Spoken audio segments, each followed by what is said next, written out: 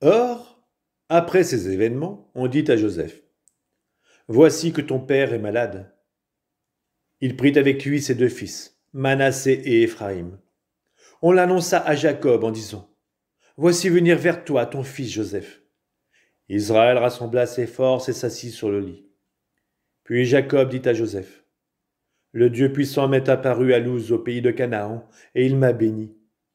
Il m'a dit, voici que je te rendrai fécond, et multiplierai ta descendance. Je ferai de toi une assemblée de peuples, et je donnerai ce pays à ta descendance en propriété perpétuelle. Et maintenant, tes deux fils, ceux qui te sont nés au pays d'Égypte, avant que je t'y rejoigne, ils sont à moi. Éphraïm et Manassé sont à moi, comme Ruben et Siméon.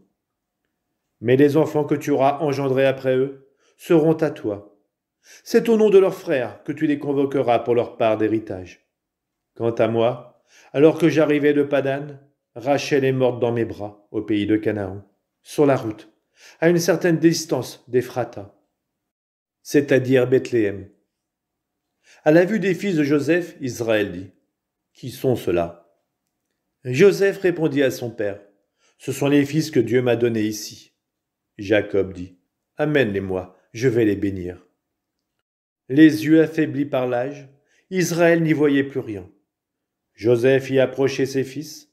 Israël les embrassa et les étreignit. Puis il dit à Joseph, je ne pensais plus revoir ton visage. Et voici que Dieu m'a fait voir même ta descendance. Joseph retira ses fils des genoux de son père et se prosterna face contre terre.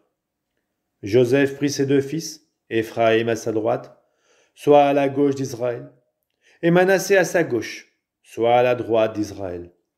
Il les fit s'approcher de celui-ci. Israël posa sa main droite sur la tête d'Éphraïm, qui était le cadet, et sa main gauche sur la tête de Manassé. Il avait croisé ses mains. Or Manassé était l'aîné. Ensuite, il bénit Joseph en disant, que le Dieu, en présence de qui ont marché mes pères Abraham et Isaac, que le Dieu qui fut mon berger depuis que j'existe et jusqu'à ce jour, l'ange qui m'a libéré de tout mal, qu'il bénisse ces garçons. Quand eux survivent mon nom et le nom de mes pères, Abraham et Isaac, qu'ils surabondent dans le pays.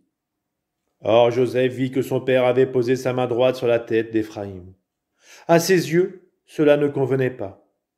Il saisit donc la main de son père pour la déplacer de la tête d'Éphraïm et la mit sur la tête de Manassé. Il dit à son père, pas ainsi, mon père, c'est celui-ci l'aîné. Mets ta main droite sur sa tête. Mais son père refusa. Je sais, mon fils, je sais. Lui aussi deviendra un peuple. Lui aussi grandira. Toutefois, son frère cadet sera plus grand que lui. Il aura pour descendance une foule de nations.